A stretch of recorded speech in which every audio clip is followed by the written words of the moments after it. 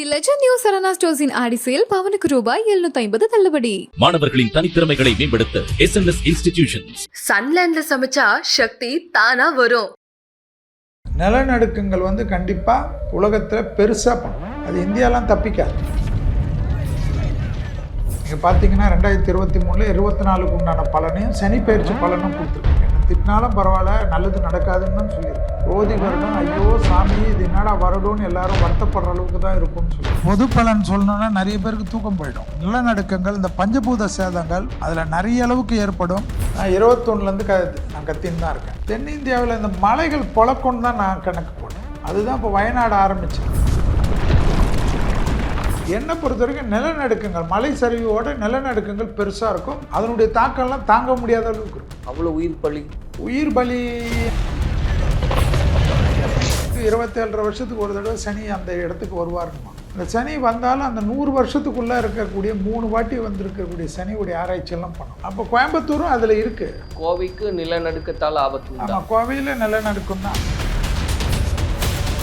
ஆட்சி ஆட்சியாளர்களுக்கெல்லாம் பாதிப்பு வரும், உயிருக்கு பாதிப்பு வரும், ஆட்சி கவுறது இருக்கும், பேர் புகழ் போகும். தமிழ்நாட்டுக்கு சொல்கிறீங்களா மொத்தமாக சொல்லுங்கள்? இந்தியாவில் தானே தமிழ்நாடு இருக்குது. உலகமே மத மோதல்களுக்குள்ளாக வரும், போர் மேகங்கள் வரும், எதிர்பார்க்காத ஆயுதங்கள்லாம் போடுறதெல்லாம் வரும். அதே போல் மலை கோயில்கள்னு பிரசித்தி பெற்ற கோயில்கள்லாம் திருப்பதி இதெல்லாம் கூட பாதிக்கும். திருப்பதி கோவிலுக்கே பாதிப்பு இருக்கும். கடவுளுக்கும் 7.5 பிடிக்கும்ல. என்னை பொறுத்த வரைக்கும் சனி மேஷத்துலேருந்து வெளியில் போகிறது 2031 தான் வெளில போவார். ஆனால் அதனால் 30வது வருஷம் வரைக்கும் அதிகபட்சமாக ஒரு பாதிப்பு இருக்கக்கூடிய அமைப்பை தான் நான் பார்க்குறேன். இதில் பெரிய வேடிக்கை என்னென்னா, அமெரிக்கா லண்டன்லாம் சொல்கிறோம் நம்ம, அந்த ஊருங்களில் இது மத மோதல்கள் வரக்கூடிய காலகட்டம். அப்போ தான் உங்களுக்கு தெரியும், ஓ இந்த கிரகங்கள் இவ்வளோ வேடிக்கை பண்ணுமான்றது தெரியும். அந்த ஊர்லேயே பெரிய பெரிய பணக்காரெல்லாம் தெருவுக்கு வரக்கூடிய நிலைமை வரும். 2040க்குள்ளாக சென்னை நீருக்குள்ள மூழ்கும் அபாயம் இருக்கு. அந்த அளவுக்கு ஆபத்து இருக்கா? நான் சொல்கிறேன், ஒரு பகுதி அழியும். இன்றைக்கி எல்லாமே அழியாது, ஒரு பகுதி தான் அழியும். அந்த பகுதி எதுன்னு சார், நம்ம கலாட்டாவை பொறுத்த வரைக்கும் கடந்த ஆண்டு 21/12/2023 இந்த 2024ஆம் ஆண்டுக்கான பலன்கள்லாம் சொல்லும்போது பஞ்சபூதத்தினால பெரிய ஆபத்துக்கள் இருக்குது. குறிப்பாக கேரளாவை பொறுத்த மட்டிலும் மழையெல்லாம் பிளக்கும் உள்ளிட்ட பல்வேறு செய்திகளை நீங்கள் சொல்லியிருந்தீங்க. அதெல்லாம் இன்றைக்கி நம்ம கண்கூட பார்த்துக்கிட்டே இருக்கோம். இது தொடக்கம் அப்படின்னு சொல்லி கூட புரிஞ்சுக்கலாம் அப்படின்ற மாதிரிலாம் பேசியிருந்தீங்க. இதுதான் தொடக்கமா சார்? இதுதான் ஆரம்பம். இது உலகத்தில் நம்ம நிலநடுக்கங்களை பற்றி நிறைய பேசின்னு இருக்கோம். கும்பத்தில் சனி இருக்கக்கூடிய காலகட்டம். ராகு இப்போ மீனத்தில் இருக்குது. அப்போ ராகுவுடைய சமசப்தமமாக இருக்கக்கூடிய கன்னி என்ற புதன் வீட்டில் கேது இருக்கும். குரு இப்போ ரிஷபத்தில் இருக்குது, சுக்கிரனோட வீட்டில். இந்த கும்பம் என்பது சொந்த வீடு சனிக்கு. ஜோதிடத்தில் அது ரொம்ப முக்கியம். இந்த காலகட்டங்களில் நெக்ஸ்ட்டு பார்த்திங்கன்னா அடுத்தது மீனத்துக்கு தான் சனி போகிறார். அடுத்த சனி பயிற்சி திருக்கணிதம் இருக்கட்டும், வாக்கியம் இருக்கட்டும், 2025 வச்சிரு. அங்கே ஒரு 2.5 வருஷங்கள். அதுக்கப்புறம் மேஷமான செவ்வாய் வீட்டுக்கு அங்கே நீச்சமாகிறார் சனி. ஸோ இந்த காலகட்டங்கள்லாம் பார்த்திங்கன்னா என்னை பொறுத்த வரைக்கும் நான் ரிசர்ச் ரொம்ப பெருசாக போகாமே அடுத்து என்ன வரும்னு கொஞ்சம் கொஞ்சமாக பண்ணதிலே இது ஆரம்பத்திலேருந்து இன்னும் 2031 மே வரைக்கும் கணக்கு. ஆனால் 30 வரைக்குமே வச்சுக்கோங்க, ஏன் ரொம்ப பயப்படணும். மக்கள் எதையெல்லாம் சேதப்படுத்துனாங்களோ அதெல்லாம் திருப்பி இயற்கை சேதப்படுத்தும். அது கண்டிப்பாக நடக்கும். தட்பவெப்பநிலை மாற்றமெல்லாம் உலகத்தில் ஏற்படும்னு சொல்லுவாங்க இல்லைங்களா? அதெல்லாமே இப்போ நமது வெயில் நாடுன்றோம். இது இந்தியாவுடைய பகுதி வெயில் குளிர்னு. அந்த தென்னிந்தியாவில் எப்பயுமே வெயில் தான், ரொம்ப குளிர்லாம் இருக்காது. இங்கே -டிகிரியெல்லாம் போகக்கூடிய அமைப்பெல்லாம் இந்த 6 ஆண்டு காலத்திலே வர ஆரம்பிச்சிடும். நிலநடுக்கங்கள் கண்டிப்பாக உலகத்தில் பெருசாக பண்ணும். அது இந்தியாலாம் தப்பிக்காது. இந்தியாவும் உட்பட பெருசாக மாட்டும். தென்னிந்தியாவில் இந்த மலைகள் பொழக்கொண்டு தான் நான் கணக்கு போட்டது. அதுதான் இப்போ வயநாடு ஆரம்பிச்சிருக்கு. இது தொடர்ச்சியாக நம்மளுடைய ஊரில் மேற்கு தொடர்ச்சி மலை சேர்ந்தது தான் எல்லாமே. இங்கேருந்து ஆரம்பித்து பெங்களூர் வரைக்கும் இருக்குது. அதே போல் வட இந்தியாவிலையும் இமாலயங்கள் போன்ற இடம்லாம் பெரிய சேதம் வரும். 100 வருஷத்துக்கு எங்கெங்கெல்லாம் வந்ததோ ரிசர்ச்சர்ஸ் எல்லாம் தேடி பார்த்து 100 வருஷத்துக்கு முன்னாடி வந்த இடம்லாம் திருப்பி பாதிக்கும். அந்த இடங்கள் மீண்டும் பாதிப்புக்குள்ளாகும். அப்போ கோயம்புத்தூரும் அதில் இருக்குது. அதுதான் வந்து ஆராய்ச்சி வந்து கரெக்டாக பண்ணும் ஜோதிடத்தில். இப்போ குஜராத் வந்து 30 வருஷத்துக்கு முன்னாடி வந்திருக்குன்னா அது திருப்பி அந்த இடம்லாம் பார்த்துக்கணும். நம்ம வந்து ஏற்கனவே கடல் வந்து காஞ்சிபுரம் வரைக்கும் வந்திருக்குன்னு இருக்குது, அழிஞ்சு போயிருக்கிறதெல்லாம் இருக்குது, பல்லவர்கள் காலத்தினுடைய சாம்பல். அப்போ அந்த ஏரியாலாம் தொந்தரவு பண்ணக்கூடிய அமைப்பு தான். இப்போவே அரசாங்கங்கள்லாம் வந்து எல்லாத்தையும் சரி பண்ணிடணும். இயற்கை அது வேலையை காட்டும். அதாவது 30 வருஷத்துக்கு 27 வருஷத்துக்கு ஒரு தடவை சனி அந்த இடத்துக்கு வருவாருன்னுவாங்க. அந்த சனி வந்தாலும் அந்த 100 வருஷத்துக்குள்ளே இருக்கக்கூடிய 3 வாட்டி வந்திருக்கக்கூடிய சனியுடைய ஆராய்ச்சியெல்லாம் பண்ணணும். 27 வருஷத்துக்கு ஒரு தடவை வந்திருக்காருன்னா அப்படி தான் கணக்கு போட்டு. இப்போ எத்தனை ஆண்டுகளுக்கு முன்பு இருந்து ஒரு கணக்கு தோராயமாக சரி பார்க்கணும்? 90 வருஷமாக கணக்கு பார்க்கணும். இந்த அதாவது 90 ஆண்டுகளுக்கு முன்பு நடந்த நிகழ்வுகளை ஒப்பிடணும்.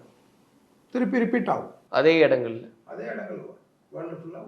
இப்போ மேற்கு தொடர்ச்சி மலை, கோவை அப்படின்னு குறிப்பிட்டு பேசும்போது சார், கோவைக்கு நிலநடுக்கத்தால் ஆபத்து உண்டா? ஆமாம், கோவையில் நிலநடுக்கம் தான். கோவை பக்கத்தில் இருக்கக்கூடிய மலை பிரதேசங்கள் ஏதாவது பாதிக்கும். ஊட்டி இருக்குன்னா ஊட்டி பாதிக்கும். அது போல் வந்து எந்த ஊர்லெல்லாம் மழை இருக்கும். ஏன்னா இப்போ நீலகிரியை ஒட்டி பேசிட்டு இருக்காங்க, வயநாடு அப்படின்னு. இப்போ எல்லாம் பேசுவாங்க சார். நம்ம முதல்லேருந்து எல்லாத்துலேயுமே நீங்கள் என்னை திட்டினாலும் பரவாயில்லன்னு தான் நான் எல்லாருக்கிட்டும் சொல்கிறது. என்னை திட்டினாலும் இதுதான் நடக்கும், இயற்கை தான். நிலநடுக்கங்களே வந்து இப்போ ஜப்பானே வந்து நீங்கள் பார்த்தீங்கன்னா பெரிய நிலநடுக்கம்லாம் வரும்ன்ற மாதிரி அவங்களே அவங்களுடைய கவர்மெண்ட் அந்த இப்போ நிலநடுக்கம் 1 வாரத்துக்கு முன்னாடி கண்டுபிடிக்கிற சிஸ்டம்லாம் வந்திருக்குன்னாங்க. முந்தியெல்லாம் கிடையாது. இப்போ அவ்வளோ உலகத்திலே அதிக நிலநடுக்கங்கள் கொண்ட நாடு ஜப்பான்லேயே பயப்படுறாங்க. நிலநடுக்கங்கள்ன்ற மாதிரி இப்போ ஆட்சி பங்களாதேஷில் கவுந்தது இல்லையா? இப்போ ஆட்சி வந்து ஆட்சியாளர்களுக்கெல்லாம் பாதிப்பு வரும், உயிருக்கு பாதிப்பு வரும், ஆட்சி கவுறது இருக்கும், பேர் புகழ் போகும். அதில் வந்து எந்த நாடும் தப்பிக்காது. இந்தியாவில் கூட ஆட்சியாளர்கள் கவனமாக தான் இருக்கணும். என்னை பொறுத்த வரைக்கும் நானே ஒரு கட்சியில் இருந்தாலும், எங்கள் கட்சி மத்தியில் ஆளுகின்ற கட்சியாக இருந்தாலும், ஆட்சியாளர்களுக்கு ஏன்னா பிரச்சனைகள் வரும். உலகமே மத மோதல்களுக்குள்ளாக வரும், போர் மேகங்கள் வரும். போரில் வந்து பெரிய லெவலுக்கு போரில் ஆயுதங்கள்லாம் வந்து எதிர்பார்க்காத ஆயுதங்கள்லாம் போடுறதெல்லாம் வரும். இது வந்து எப்படின்னா ஒரு பிரளயம் உண்டாக்கக்கூடிய, மக்களுக்கு பயம். வளர்ந்த நாடு, தாழ்ந்த நாடு, ஏழை நாடெல்லாம் கிடையாது. சர்வேலுக்காக பண்ணக்கூடியது. மனிதனுக்கு அந்த அந்த இம்பார்ட்டன்ஸ், அந்த புத்தி கொடுக்கறதே, கெட்டது பண்ணணுன்றதே இந்த கிரகங்களுடைய அமைப்பு. அதை தான் ஜோதிடத்தில் எல்லாமே நம்ம முன்னோர்கள் ரிசர்ச் பண்ணதெல்லாம் தான் நம்ம தேடி பிடிக்கிறோம். அதில் நம்ம என்னென்னா கொஞ்சம் டீப்பாக போகிறோம், அவ்வளோதான். இந்த பொதுவாக பார்க்கக்கூடிய ஜோதிடத்தில் இப்போ வந்து பார்த்திங்கன்னா இண்டிவிஜுவல் எல்லாமே இருக்கட்டும். வேலை வாய்ப்புகள்லாம் பயங்கரமாக போகுன்றது. குரு வீட்டுக்கு சனி வரக்கூடிய காலகட்டத்தில் வேலை வாய்ப்புகள் இன்னும் போகும். அதனால தான் மக்களுக்கு நான் நிறைய வாட்டி சொல்லுவேன், உங்களுக்கு ஏதாவது சுயமாக கற்றுக்குங்கன்னு நான் பேசுகிறது. ஏன்னா நல்லா ஓஹோன்னு இருந்தவங்க திடீர்னு கஷ்டப்படுறது வந்து பெரிய கஷ்டமாக தானே இருக்கும். இப்போ நிறைய இடத்துல பிரச்சனை வரும். அந்தந்த நாட்டு மக்கள்லாம் எழுந்துப்பாங்க, என் ஊரில் நான் தான் வேலை செய்வேன்னுமா. இப்போ எந்த நாட்டில் போய் நம்ம நம்பி இருக்கிறோமோ அங்கெல்லாம் பிரச்சனை வரும்.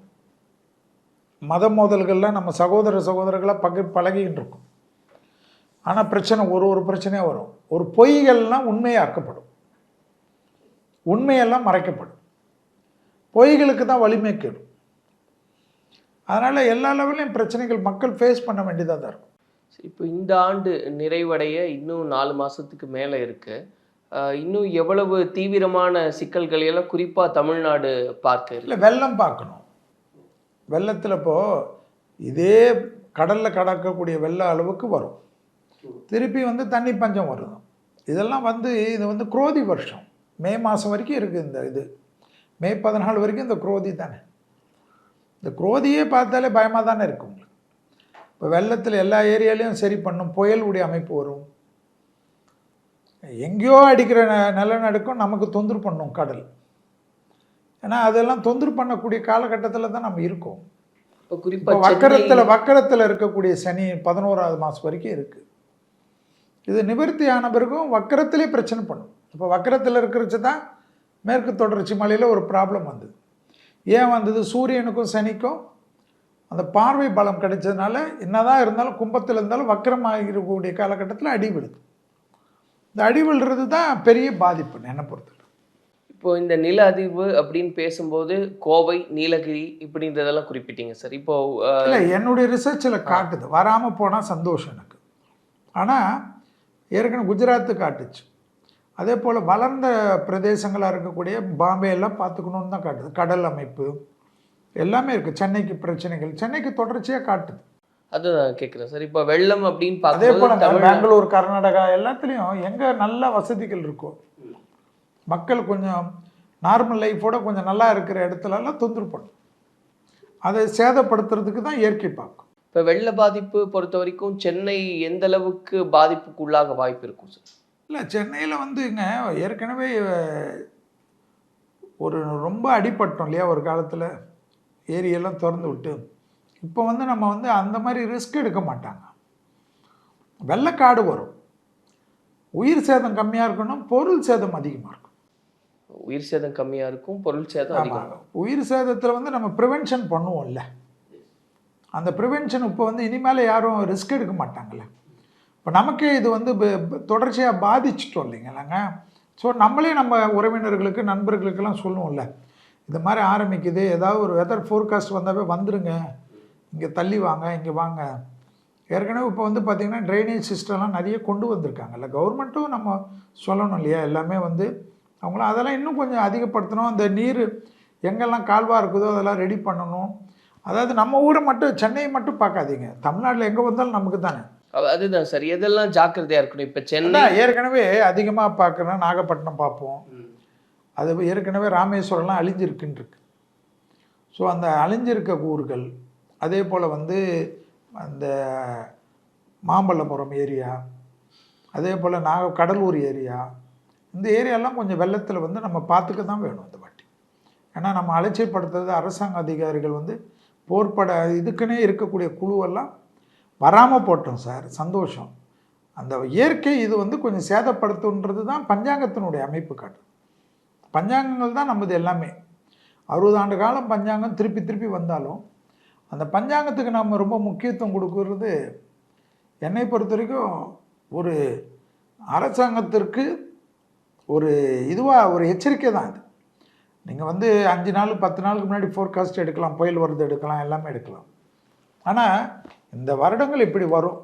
எனக்கு எப்படி நான் மழையை பொழக்கும்னு ஏன் சொல்கிறேன், நீங்கள் மழையெல்லாம் பொழந்து விழும். அதே போல் நீங்கள் பார்த்தீங்கன்னா இப்போல்லாம் பார்த்தீங்கன்னா க்ளவுட் பஸ்டர் வருது அடிக்கடிக்கு. இந்த க்ளவுட் பஸ்டர்லாம் எவ்வளோ நாளுக்கு முன்னாடி நம்ம கேள்விப்பட்டிருக்கோம், இப்போ கேட்டதில்லை. ஒரே இடத்துல வானம் பொருத்தி வானம் விரிஞ்சு எல்லாமே தண்ணி ஒரேடியாக கொட்டுறது, இதெல்லாம் காட்டக்கூடிய காலகட்டம். இதுக்கப்புறமும் தொடர்ச்சியாக தான் இருக்கும். 6 வருஷத்துக்கு இயற்கை சேதப்படுத்தும், மனிதனும் சேதப்படுத்துவோம், போர் நிறைய வரும். அதனால தான் தங்க விலை ஏறும்னு சொல்லிட்டு இருக்கோம். இப்போது இவங்க அரசாங்கம் வரியெல்லாம் மாற்றி தங்கம் குறைக்கலாம். இந்த சமயத்தில் வாங்கி வச்சுக்கிறது நல்லது. ஆனால் கண்டிப்பாக ஏறும், எதிர்பார்க்காத அளவுக்கு ஏறும். அடுத்த 5 ஆண்டுகளுக்கு தங்கத்தினுடைய இப்போ போடுறது ரெட்டிப்பாக தான் ஆகும். ஸோ பெரிய இன்வெஸ்ட்மெண்ட்டாக அதுக்கு கோல்டு தான் இருக்கும். சார், இப்போ இந்த வயநாடை அடுத்து பல்வேறு வல்லுநர்கள்கிட்ட நம்ம பேசுகிறோம். அதை ஜோதிடத்தோட ஒப்பிடணும்னு நான் விருப்பப்படுறேன். குறிப்பாக பறவைகள் குறித்த ஆராய்ச்சி, இல்லை பறவைகளோட பழகக்கூடிய மனிதர்கள் எல்லாம் பேசும்போது கடந்த காலங்களில் இல்லாத அளவுக்கு இந்த ஆண்டு பறவைகள் கிட்ட சில மாற்றங்களை பார்க்க முடியுது அப்படின்னு பதிவு செய்கிறாங்க. அதே போல் கடல் மட்டத்தை ஆராயக்கூடிய பேராசிரியர்கள் கிட்ட பேசும்போது இந்த ஆண்டுல இருந்து இன்னும் மிகப்பெரிய அழிவுகள்லாம் வர வாய்ப்பு இருக்குது. குறிப்பாக டிசம்பர் போன்ற காலகட்டங்களில் நமக்கான மழை பருவத்தில் அப்படியே மாறும், இயற்கையே மாறும்னு. இப்போ இது ஜோதிடத்தில் நீங்கள் ஒரு வல்லுநராக இருக்கும்போது அந்த காலகட்டத்தோட ஒப்பிடும்போது இனி வரக்கூடிய சூழல் எவ்வளவு கடினமானதாக மாறும், எந்த கிரக நிலை மாறி இருக்கு? நான் 21லேருந்து நான் கத்தின்னு தான் இருக்கேன் எல்லா இடத்துலையும். மலை பிரதேசங்களில் ரொம்ப திட்டங்கள் பாருங்கள், மலை பிரதேசங்களுக்கு தான் பெரிய ஆபத்து. அந்த மலை பிரதேசங்கள் இப்போ ஆரம்பிச்சிடுச்சு. ஸோ இது தொடர்ச்சியாக தான் காட்டும். இதனுடைய அழிவுகள் ஏன்னா இயற்கை பேரழிவுகள் தான் காட்டுது. பஞ்சபூத சேதங்கள் தான் உங்களதுலேயே நான் கொடுத்துருப்பேன். நீங்கள் பார்த்தீங்கன்னா 2023 24க்கு உண்டான பலனையும் சனி பயிற்சி பலனும் கொடுத்துருக்கு. அதில் வந்து நானும் இன்னொரு ஜோதிடர் உட்காந்தெல்லாம் கொடுத்துருக்கோம். கிட்டத்தட்ட 1 மில்லியனுக்கு மேலே பார்த்துருக்கேன். என்னை திட்டினாலும் பரவாயில்ல, நல்லது நடக்காதுன்னு தான் சொல்லியிருக்கு. குரோதி வருடம், ஐயோ சாமி இது என்னடா வருடம்னு எல்லாரும் வருத்தப்படுற அளவுக்கு தான் இருக்கும்னு சொல்லியிருக்கு. இப்போ அண்டை நாடில் பார்த்தீங்கன்னா அண்டை நாடுகள்லாம் பிரச்சனைன்னு தான் சொல்லியிருக்கும். பங்களாதேஷில் ஆரம்பிச்சிருக்கிற பிரச்சனை நம்ம நாட்டுக்கு வரக்கூடாதுன்னு கிடையாது. அதெல்லாம் கவனமாக தான் இருக்கணும். ஸோ அப்படி வரக்கு வாய்ப்பு இருக்கு. வாய்ப்பு இருக்குது. நீங்கள் நினைக்கலாம், அதான் நான் சொன்னேன், ஆட்சியாளர்களுக்கு பாதிப்பு, இது ஆட்சியாளர்களுக்கு கஷ்டம், பொய் உண்மை என்று நம்பப்படக்கூடிய அமைப்பு. இப்போ தமிழ்நாட்டுக்கு சொல்கிறீங்களா மொத்தமாக சொல்கிறீங்க? அதாவதுங்க, நான் என்ன சொல்கிறேன், இந்தியாவில் தானே தமிழ்நாடு இருக்குது. நான் என்ன கேட்குறேன், தமிழ்நாடுக்குன்றதோட இந்தியாவுக்கே பாதிப்பு வந்துச்சு என்ன பண்ணுவீங்க? இப்போ பங்களாதேஷ்ன்றது ஒரு ஸ்டேட்டுக்கு வரலையே, ஒரு கண்ட்ரிக்கு தானே வந்தது. ஏற்கனவே சிலோன் வந்து நாசமாகி போயிட்டுச்சுல்ல. ஸ்ரீலங்காவில் வந்து ஏற்கனவே அது மாதிரி வந்து தானே வந்தது. இப்போ தற்காலிக அரசு தானே அங்கே இருக்குது, தேர்ந்தெடுக்கப்பட்ட அரசு இல்லையே, நடந்தது இல்லையா. ஸ்ரீலங்கா வந்துடுச்சு, இப்போ பங்களாதேஷ் வந்துடுச்சு, அடுத்தது நம்ம நாட்டில் இது. இப்போ பெரிய இது என்ன பார்த்தீங்கன்னா, வல்லரசு நாடுகள் அமெரிக்காவே இருக்கட்டும், அங்கேயும் ஒரே குழப்பமாக இருக்கும். அடுத்தது பார்த்திங்கன்னா போர் மேகங்கள் இருக்கும், மக்கள் பயணங்கள் செய்யக்கூடிய விமானங்களில் தப்பு வரும், பெரிய சேதங்கள் இருக்கும்.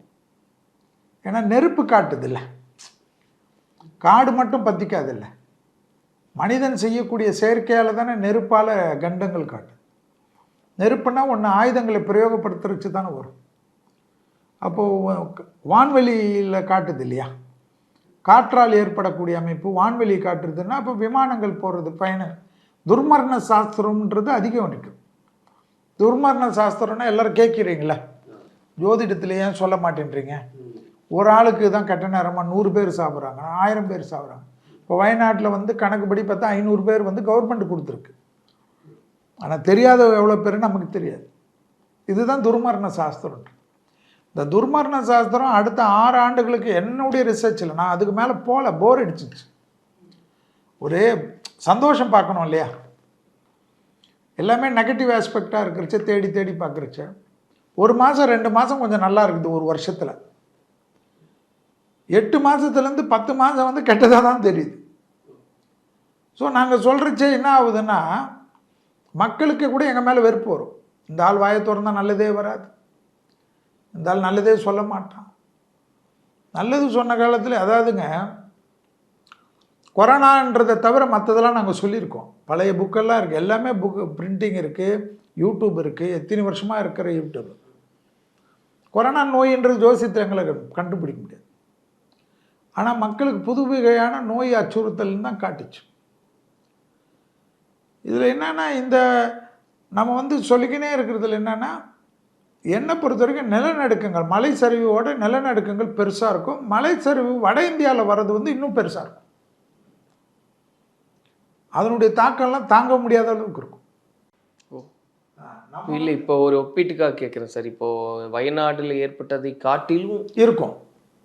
அவ்வளோ உயிர் பலி என்பதோட பெரும் சேதங்கள், அதனுடைய இம்பேக்ட் பெருசாக இருக்கும். அதனால் அதாவது கடல் வந்து உள்ளே போகும், 20 வருஷத்தில் உள்ளே போகுன்றெல்லாம் சொல்கிறாங்க நீங்கள் ரிசர்ச் ஆராய்ச்சியாளர்கள். இதுதான் நான் சொல்லிட்டு இருக்கிறது. 100 வருஷமான ரிசர்ச்சில் 90 வருஷம் கணக்கு எடுத்திங்கன்னா சனியுடைய 3 பரியாய கணக்கு அது. குருது ஒரு பரியாய கணக்கு வந்து 12 வருஷம். குரு அந்த இடத்துக்கு வரணும்னா 12 வருஷத்துக்கு வருவார். சனியுடைய ஒரு பரியாய கணக்கு வந்து 30 வருஷம். 3 பரியாய கணக்குகள் எடுக்கிறச்ச அந்த முதல்ல வந்த பரியாயத்திலேருந்து இப்போ 3ஆவது பரியாயத்தில் நம்ம இருக்கோம். ஸோ அது ரிப்பீட் ஆகும். அந்த ரிப்பீட் ஆகிறக்கூடிய காலகட்டத்தில் எல்லாமே பாதிப்பு வரும்.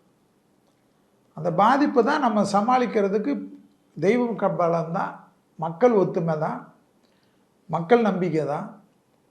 குறிப்பாக இந்த மத விஷயத்தெல்லாம் சம்மந்தமாக பேசுகிறது, இது நடக்கிறது, மத பிரச்சனை இது பண்ணுறதுக்கெல்லாம் அரசாங்கம், மாநிலமும் இருக்கட்டும் மத்திய அரசாங்கமும் சட்டத்திட்டங்கள் கடுமையாக கொண்டு வரும். எந்த மீடியாவில் யார் பேசினாலும் விடக்கூடாது. அது எங்கள் கட்சிக்காரங்களாக இருக்கட்டும், எந்த கட்சிக்காரங்களாக இருக்கட்டும். ஏன்னா இதனுடைய வீரியம் கொஞ்சம் பெருசாகிடும்.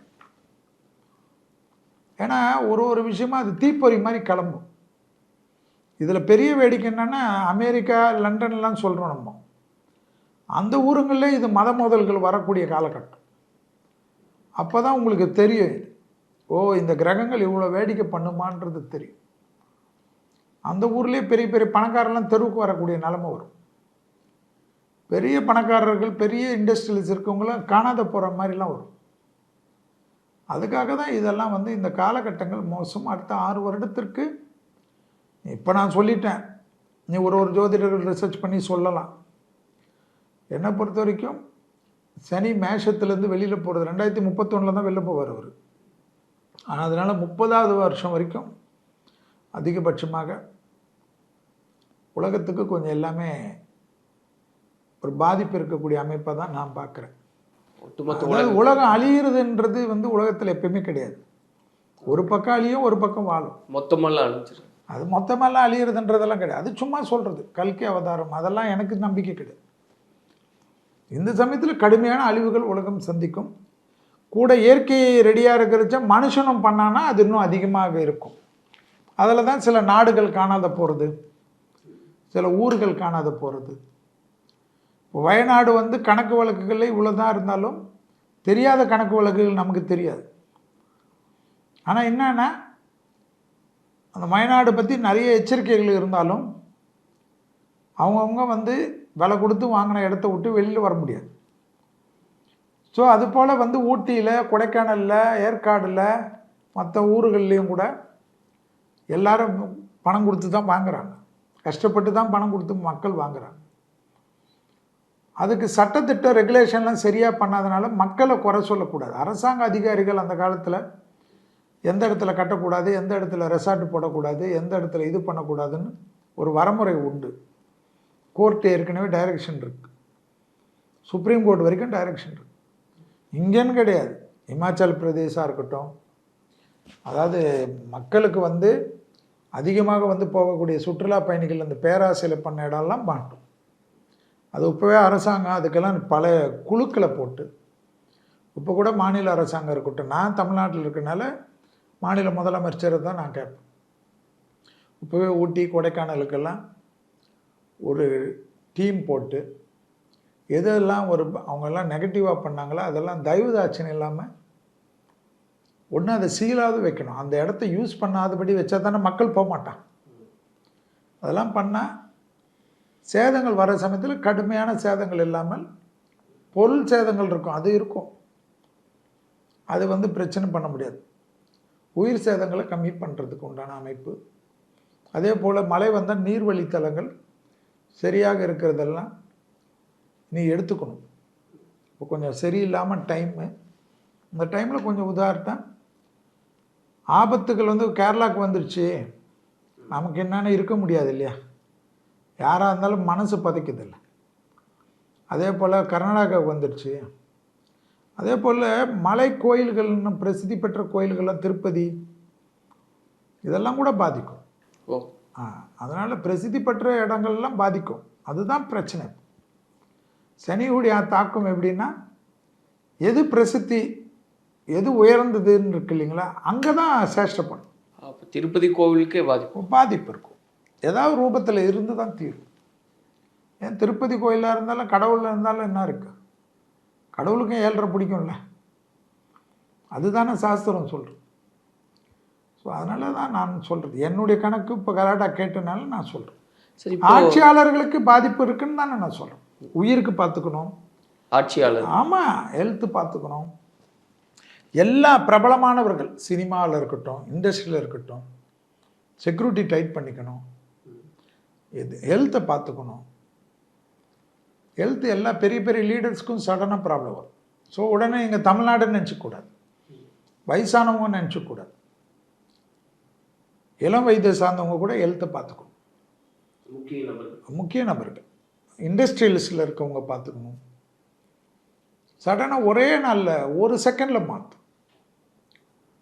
அதே போல் பிரதமராக இருந்தாலும் சரி, முதல்வராக இருந்தாலும் சரி, நான் எல்லாருக்கும் தான் சொல்கிறேன். ஏன்னா கட்சி கட்சியெல்லாம் அரசியல் மேடையில் பேசலாம், விவாத மேடை. இது ஜோதிடம். இந்த ஜோதிடத்தில் 30 வருஷமாக இருக்கேன் நான். இருக்கிறச்சு அதை நான் பேசிக்காக தான் சொல்கிறேன். ஏற்கனவே நம்ம சொன்னது தான். பிரைம் மினிஸ்டர் 3ஆவது தடவை வந்தாலும் நிறைய போராட்டங்களுக்கு பிறகு தான் வருவாருன்னு, எளிமையாக வர முடியாதுன்னு தான் நம்ம சொன்னோம் எங்கள் இதில் இருந்தாலும். ஆனால் அந்த எளிமையாக இருந்தாலும் அவருடைய ஜாதகத்துக்கு படி அவருக்கு செவ்வாய் தசை பிரதமருக்கு நடக்கிறனால அவரும் கவனமாக தான் இருக்கும். தசை ரொம்ப முக்கியம். ஒரு மனிதனுக்கு தசை முக்கியம். அந்த தசையில் வந்து ஹெல்த்து, எதிரிகள் எல்லாத்தையும் அவங்க தானே கடக்கணும். அந்த தசை வந்து எந்த லக்னத்துக்கு எந்த தசைன்றது முக்கியம். அதுதான் ஜோதிடம். 25 வருஷமாக அவருக்கு இருந்த வெற்றிகள் எல்லாமே கொடுத்தாலும் இந்த தடவை ஒரு கடுமையான வெற்றி தானே கொடுத்தது. அதை காப்பாற்றிக்கிறதுக்கு போராட வேண்டியதாக இருக்கும். அது வந்து ஒன்று ஏதாவது பிரச்சனை கொடுக்க பார்க்கும், இல்லை ஹெல்த்தை கொடுக்க பார்க்கும். அந்த கிரகம் ஏதாவது நெகட்டிவ் பண்ண தான் பார்க்கும். 6க்குரிய தசையும் இருக்குது அதில். 6ஆம் இடம்ன்றது சத்ரு, ரோகம், லக்னாதிபதி தசை. ஸோ இதுக்கும் பார்த்துக்கணும். முக்கியஸ்தர்களுக்கே இவ்வளோ பிரச்சனை வரும்போது சாமானியர்களுக்கு எவ்வளோ பிரச்சனை வரும்? சாமானியர்களுக்கு வந்துங்க, அதாவது மன வலிமை அதிகமாக இருக்கிறவங்க தான் சாமானியன். எல்லாரும் நினைக்கிறீங்க டிப்ரெஷன் வந்து சாமானியனுக்கு வராது, மன அழுத்தம் அவங்களுக்கு வராது. ஏன்னா அவங்களுக்கு எந்த ஆசையும் இருக்காது. அவங்களுக்கு தெரியும் எது இருந்தாலும் பரவாயில்லன்னு. நிறைய பவரு, பேர், சொத்து, கித்துன்னு இருக்கவங்களுக்கு தான் பிரச்சனை. நீங்கள் சாமானியங்களை வந்து எப்பவுமே அவங்க தெய்வ பிறைகள் தான். நிறைய பேர் நினச்சிக்கலாம், எல்லோரும் சொல்லலாம், கஷ்டம் பண கஷ்டம் இருக்கும். அவன் லெவலில் அவன் பண கஷ்டம் இருக்கும். 100 கோடி டேர்ன் ஓவர் பண்ணுறவனுக்கு அவனுக்கு கோடி கணக்கில் இருக்கும். 1000 கணக்கில் இருக்கவனுக்கு 1000 கணக்கில் தான் கஷ்டம் இருக்கும். அவனுக்கு குடும்ப பலம், எல்லா பலமும் இருக்கும், நட்பு பலம்லாம் இருக்கும். ஸோ அதனால் அவங்களெல்லாம் நம்ம சொல்ல முடியாது. மக்களுக்கு அசம்பாவிதம் நடக்காமல் அரசு காப்பாற்றணுன்றதுல தான் நாங்கள் இருக்கிறோம். சரி, இப்போது சமீபத்திய புள்ளி விவரங்கள் அப்படின்னு நம்ம பார்க்குறோம். 2040க்குள்ளாக சென்னையின் பல முக்கிய பகுதிகள் நீருக்குள்ள மூழ்கும் அபாயம் இருக்குது அப்படின்னு பார்க்குறோம். சென்னையே மூழ்கும் அப்படின்லாம் பேசப்படுது. அந்த அளவுக்கு ஆபத்து இருக்கா? இந்த 6 வருஷம் ரிசர்ச் எனக்கு தெரியும். இந்த 6 வருஷம் ரிசர்ச்சில் எது வேணுமா நடக்கலாம். சென்னையே மூழ்கும், சென்னை முழுகுமோ ஒரு பகுதி முழுகுமோன்றது எனக்கு அந்த கணக்கு வராது. பாதிப்பு இருக்குது. ஸோ சட்டத்திட்டங்கள் இப்போ கடுமையாக்கப்பட்டு எல்லாத்துக்கும் பெரிய பெரிய நிபுணர்கள் இருக்காங்க. தண்ணி வந்தால் எந்த பக்கத்தில் ஓடுறதுக்கெல்லாம் இப்போவே இம்ப்ளிமெண்ட் பண்ணால் நிறைய தப்பிக்கலாம். 40 வருஷ கணக்கு அது அப்புறமா யார் இருக்குமோ யார் இல்லையோ அப்போ பார்த்துக்கலாம். 2040ன்னா ஆல்மோஸ்ட் நெருங்கிட்டோங்க. ஆமாம், நெருங்கட்டோங்க. அது வந்து இருந்தாலும் என்ன உங்கள் கணக்குப்படி 16 வருஷம் இருக்குல்ல.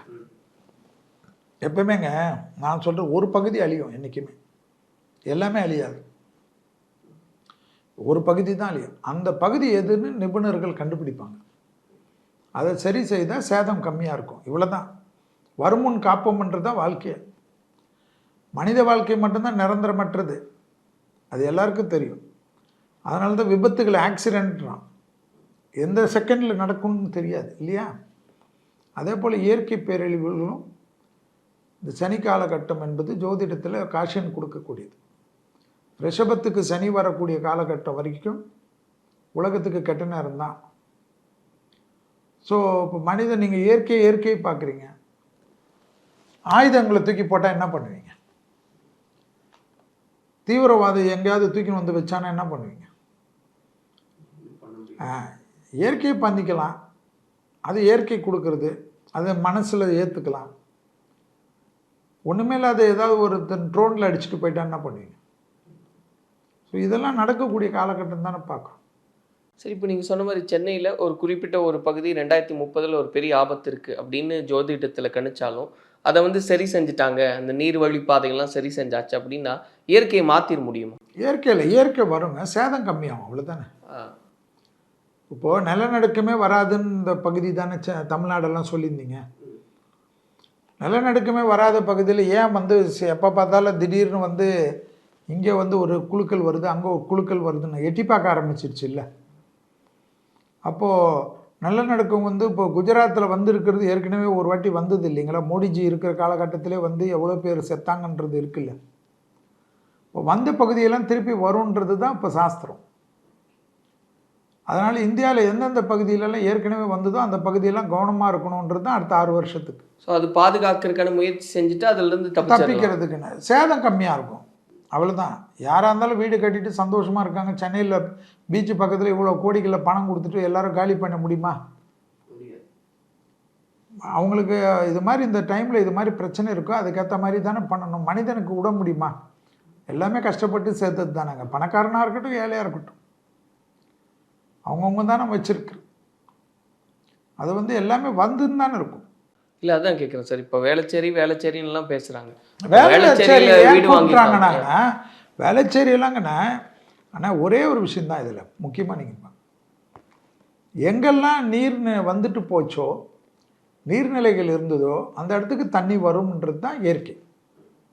அதுதான் சாஸ்திரம் சொல்லுது. நீ வந்து குட்டையை ஏரியெல்லாம் கபலீகரம் பண்ணி அங்கே கட்டிட்டு அந்த இடத்துல தண்ணி வரக்கூடாது. கடலுக்கு சொந்தமான இடம் கடல் வந்து தான் அங்கே தீரும். கடலுக்குன்னு ரைட் ஆஃப் ஓனர் வந்து கடல் வச்சுட்டு நான் என் பேரில் செல்வராஜ் பேரில் பட்டா போட்டேன், சுப்பிரமணிய பேரில் பட்டா போட்டேன்னா கடல் பார்க்குமா? மலைகள் இருக்கக்கூடிய இடத்துலலாம் நீ எல்லாத்தையும் வெட்டி வெட்டி எடுத்துருவ. அது எந்த பிடிமானத்தில்? அது நீங்கள் என்னமோ நோண்டிங்க ஆனால் அது அப்படியே இருக்கணும், சரியக்கூடாது. அது எந்த விதத்தில் நியாயம்? என்னை பொறுத்த வரைக்கும் நிறைய நம்ம படிக்கிறோம். பூவுலக நண்பர்கள் இருக்காங்க. நான் படித்ததில் நல்லா சொல்கிறேன். அவங்கெல்லாம் வந்து கரடியாக கத்தின்னு இருக்காங்க. கேட்கல இல்லை எவ்வளோ கோர்ட்டு கேஸெல்லாம் போட்டிருக்காங்க. எனக்கு தெரிஞ்சு ஒரு என்ஜிஓ ஆர்கனைசேஷனில் ஒரு ஆர்கனைசேஷன் பற்றி பேசுகிறது நிறைய பேர் உலகத்தில் பண்ணிட்டு இருக்காங்க. அவங்கெல்லாம் கரடியாக தான் கத்துறாங்க. அரசாங்கத்துக்கு விடாமல் எல்லாமே பண்ணுறாங்க. எந்தெந்த திட்டம் வரைச்செல்லாம் சொல்கிறாங்க. மக்களுக்கு டெவலப்மெண்ட்னு சொல்லிட்டு நம்ம இயற்கை நிறைய அழிச்சதுக்கெல்லாம் விலை கொடுக்கறதுக்கு வந்து அதுதான் இந்த கிரகங்கள் பண்ணணும். அவங்களுடைய கூற்றுப்படி நிறைய மெட்ரோ நிலையங்களே பாதிப்புக்கு உள்ளாகும் இந்த வெள்ளத்தின் காரணமாகலாம் சொல்கிறாங்க. சார் மெட்ரோ நம்மளுடைய வசதிக்கு இப்போ பண்ணியிருக்கோம் சார். பட் இருந்தாலும் தண்ணி வந்து அது போகிறதுக்குன்னு ஒரு இது இருக்கணும் இல்லை, இல்லைன்னா பாதிக்கத்தானே செய்யும். அது எதுவாக இருந்தாலும் அப்படி தானுங்க சார். இல்லை அதுதான் சார், நீங்கள் பூவுலகின் நண்பர்கள் சொன்னனால அவங்க இல்லை அதுதான் அவங்களுடைய இது. ஏன்னா நான் ஒவ்வொருத்தர் நிறைய ரிசர்ச் படிப்பேன். இதுவாக இருக்கிறனால நான் படிப்பேன் நிறைய. அவங்களாம் சொல்லின்னு தானே இருக்காங்க. இன்றைக்கும் சொல்லி 20 வருஷமாக கத்தின்னு தானே இருக்காங்க நிறைய பேர். அதெல்லாம் வந்து ஒன்று ஒன்றா இப்போ அதுக்கு உண்டான விலை இப்போ கொடுக்குறது. அதுதான் ஜோதிடத்தில் வந்து நான் சொல்கிறது. அதே போல் எல்லாரும் சொல்கிறாங்க வயநாடு 100 வருஷத்துக்கு முன்னாடி அதே இடத்துல வந்திருக்கு சார். 100 வருஷத்துக்கு பிறகு இப்போ அதே இடத்துல வருது. அதை தான் நான் திருப்பி சொல்கிறேன். 90 வருஷமாக எதெல்லாம் வந்ததுன்னு பாருங்கள். அந்த இடம்லாம் திருப்பி மாட்டோம். பழைய பேப்பர் கட்டிங் எடுத்து போடாதீங்க. வந்த பிறகு பழைய பேப்பர் கட்டிங்லாம் நமக்கு பொக்கிஷம். அந்த இடம்லாம் எதெல்லாம் வந்ததோ தமிழ்நாட்டில் இது. ஏன்னா நான் தமிழ்நாட்டில் இருக்கிறனால தமிழ்நாட்டை பற்றி பேசுகிறேன். கர்நாடகாவில் இப்போ வந்து நான் தமிழில் பேசுகிறனால கர்நாடகா தெரியாது. ஆனால் கர்நாடகா பெரிய சேதம் கேரளாவோட அதிகமாக இருக்கிறத தான் நாங்கள் பார்க்குறேன். ஆமாம், புரியுதுங்களா உங்களுக்கு? ஸோ அதுக்கப்புறமா தான் தமிழ்நாடு காட்டுது. கர்நாடகாவுக்கு அதிக சேதம், அதுக்கு அடுத்தபடியாக தமிழ்நாடு காட்டுது. ஓகே.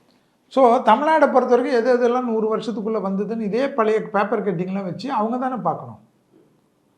அந்த இடத்துலலாம் கொஞ்சம் கவனமாக இருக்கணுன்றது தான் நான் கேட்டுக்கொள்வேன். சார் நிறைவா எந்தெந்த ராசிக்காரர்கள் கூடுதல் விழிப்போட இருக்கணும் இந்த மாதிரியான ஒரு காலம்? துர்மரண சாஸ்திரத்தில் சார், துர்மரண சாஸ்திரம் வரைச்ச இப்போ 7.5 சனி நடக்கிறவங்க தான் ஜாக்கிரதையாக இருக்கணும்னு கிடையாது. 7.5 சனி நடக்கிறவங்க மகரம், கும்பம், மீனம். அஷ்டம சனி நடக்கிறது கடகம். புரியுதுங்களா? 7ஆம் இடத்து சனி நடக்கிறது சிம்மம். அர்த்தாஷ்டம சனி நடக்கிறது விருச்சகம். இவங்க தான் கவனமாக இருக்கணும்னு கிடையாது. என்னை பொறுத்த வரைக்கும் துர்மரண சாஸ்திரம் இந்த கும்பம், மீனம், மேஷத்தை போகிறச்ச 12 ராசிக்காரங்களும் ஜாக்கிரதையாக தான் இருக்கும். அவங்க ஜாதகத்துக்கு என்னவோ தெரியாது. கிளம்புறதுக்கு முன்னாடி குலதெய்வத்தை மனசுக்கு பிரார்த்தனை பண்ணி யாராக இருந்தாலும் குலதெய்வ கோயிலுக்கு போகணுன்றது தான் நான் இந்த நேரத்தில் சொல்கிறேன். 12 ராசியும் ஜாக்கிரதையாக இருக்கணும்னா எந்த ராசி தான் அப்படி கிடையாதுங்க. உலகத்துக்கு ஒரு பொதுவாகவே கெட்ட நேரம்ன்றச்ச எப்படி துர்மரண சாஸ்திரத்தில் ஒரு ஃப்ளைட்டு விழுதுன்னா அதில் எப்படி வந்து இப்போ நல்லா இருக்கு ரிஷபன்றோம். ரிஷபம் மட்டும் தப்பிக்குமா? அந்த துர்மரண சாஸ்திரத்தில் அதுவும் உள்ளே வரும். ஸோ இப்போ துர்மரண சாஸ்திரம் நடக்கக்கூடிய காலகட்டம். இப்போ எந்த ராசி எந்த நட்சத்திரம் ஏன் இப்போ வந்து நம்ம சொல்கிறோம் பங்களாதேஷ் வந்து இப்படி நடக்கும்ன்றது எல்லாரும் சொல்ல வேண்டியது தானே? நான் என்ன சொல்கிறேன், நாங்கள் சொல்லின்னு தானே இருக்கிறோம் எல்லாரும். இந்தியாவுடைய பக்கத்து நாடுகளுக்கெல்லாம் பாதிப்புகள் நிறைய வரும் தானே சொல்கிறோம். காப்பாற்ற முடியுமா? முடியாது. சேதங்கள் இன்னும் தான் இருக்கும். இப்போ இந்துக்கள் மைனாரிட்டி அடிபடுறாங்கன்றது அதெல்லாம் அடுத்த விஷயம். இதெல்லாம் வரும், இதெல்லாம் நிற்கும், இதெல்லாம் வந்து எல்லாமே இருக்கும். மக்களோட மக்கள் பாசமாக பழகின ஏரியாலாம் பாதிக்கும். அது உலக லெவலில் பாதிக்கும். இப்போ இந்தியாவுக்கு பக்கத்து நாடு அப்படின்னு சொல்லும்போது சார், பங்களாதேஷ்னு ரொம்ப துல்லியமாக சொல்ல முடியாதா? இல்லை, ஜோதிடத்தில் சொல்ல முடியாது இல்லைங்க. நம்ம சொன்னாலும் எடுபடாதது. அதுதான் மேட்ரு. பக்கத்து நாடுன்னு இப்போ நேபாளில் கூட தான் பாதிப்பு வரும். இது நம்ம சொல்கிறனால என்ன செய்வாங்க? இல்லை, ஒரு அக்யூரசி இருக்குமா சார்? ஏன்னா இப்போ இந்த தட்பவெப்பம்னு சொல்லும் போதே கனமழை வரும் அப்படின்னு சொல்லியிருந்தோம். ஆனால் இவ்வளோ வருமானதெல்லாம் அவ்வளோ அக்யூரசி கிடையாது அறிவியல்லையே அப்படின்னு சொல்கிறாங்க. அப்போ ஜோதிடத்துலேயும் ஒரு தோராயமாக தான் சொல்ல முடியுமா? ஜோதிடத்தில் கணிப்பு தானேங்க. உலகத்துக்கு கெட்ட நேரம்ன்றது பொதுமறை ஜோதிடம் தானே. இந்த நேரத்தில் இந்த கிரகங்கள் இருக்கனால இப்படி வரும், யுத்தம் வரும், யுத்த பூமி வரும், யுத்தம் அடிக்கும். இல்லை, இந்த இடம்தான் அந்த மாதிரி ஒரு குறிப்பிட்ட அது என்னோட கொஞ்சம் நிபுணத்துவம் பெற்றவங்க சொல்லாங்க. எனக்கு தெரிஞ்சு இப்போ நான் வந்து பார்க்குறது கர்நாடகா பெரிய பாதிப்பு இருக்கும்னு நான் பார்க்குறேன் என்னுடைய கணிப்பில். அதுக்கு அடுத்ததாக தான் தமிழ்நாடுக்கு காட்டுறது தான் நான் பார்க்குறேன். ஸோ அது கர்நாடகா கொஞ்சம் விழிப்போடு இருக்கிறது அவங்க தான் பண்ண முடியும். நம்ம என்ன பண்ண முடியும்? இதுதான் பிரச்சனை. அதே போல் கர்நாடகாவில் எந்த இடத்துல பிரசித்தி பெற்ற இருக்கிற இடம்லாம் ஜாக்கிரதையாக இருக்கணுன்றது தான் ஜோதிடம். ஏன்னா இதுதான் அதனுடைய விதி. அந்த விதியை தான் நாங்கள் சொல்கிறோம் கணிப்பு. சந்தோஷம். நிறைய தகவல் சொல்லியிருக்கீங்க சார். இனி வரக்கூடிய கால சூழலை சந்தோஷம். மக்களுக்கு எல்லாம் நல்லது நடக்கணும்னு எல்லாம் வல்ல குருநாதர் ராகவேந்திர மனதார பிரார்த்தனை செய்கிறேன். கலாட்டா டிவி நேயர்களுக்கு நன்றிகள். நன்றி sir. The legend new Saravana ஸ்டோர்ஸின் ஆடி சேல் பவனுக்கு ரூபாய் 750 தள்ளுபடி. மாணவர்களின் சிந்தனைகளை வடிவமைக்க SNS இன்ஸ்டிடியூஷன்ஸ். சன்லேண்ட்ல சமைச்சா சக்தி தானா வரும்.